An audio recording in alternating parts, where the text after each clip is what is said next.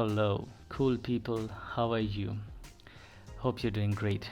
Uh, Today it's a short video wherein I'm going to talk about what a website actually is, and this is the video that I've made only because I'm going to start up a web development tutorial, right?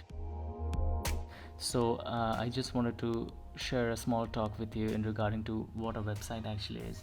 So if I talk about a website, you understand that a website is a page that shows you some pictures, text and contents, right?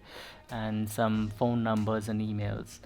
That's actually a website, yeah, that is. And if you see, there are multiple pages which is stored and it's shown to you through the navigation link, right? So you can hover on to different links. So that is how a website functions. A website has a domain, right, which connects to the pages, right?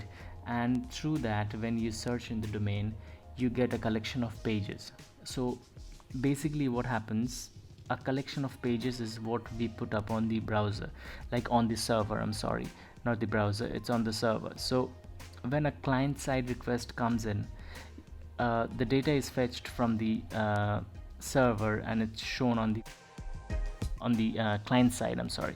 So that is how it works. So a collection of pages means different other pages that you have. You can create multiple pages, like 100,000s of pages, right? That's not a matter. Just the size of the database and the hosting should be good, so it works.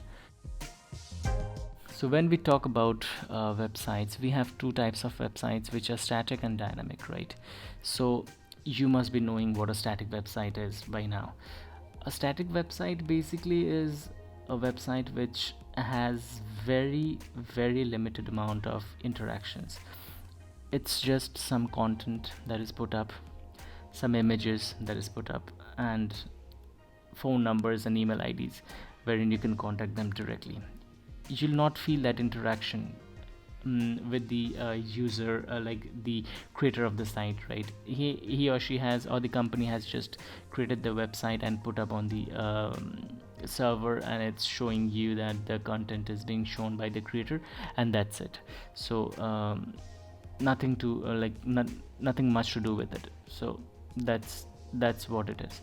So if we talk about dynamic websites, in the other hand, you'll see when you head on to a dynamic websites, you'll feel that, yeah, the website is trying to interact with you, it's trying to talk to you, right? There are multiple data that keeps on changing whenever you hover on different other things, whenever you click on different other things, whenever you try to switch from one page to another, whenever you try to fill up a form, whenever you head on to a page, a chat pops up, right?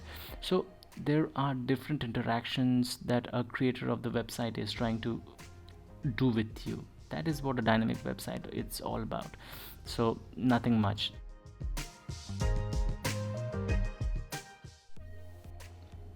So in the next video, we'll go ahead and start the installations, and we'll start to code the website. So I hope you liked it. Please share, subscribe to the page, right? And like it if you really like it, right? And let me know about what you feel on the comment section, and share it with as many people as you know, right? Your friends, your brothers, sisters who are trying to learn how to code.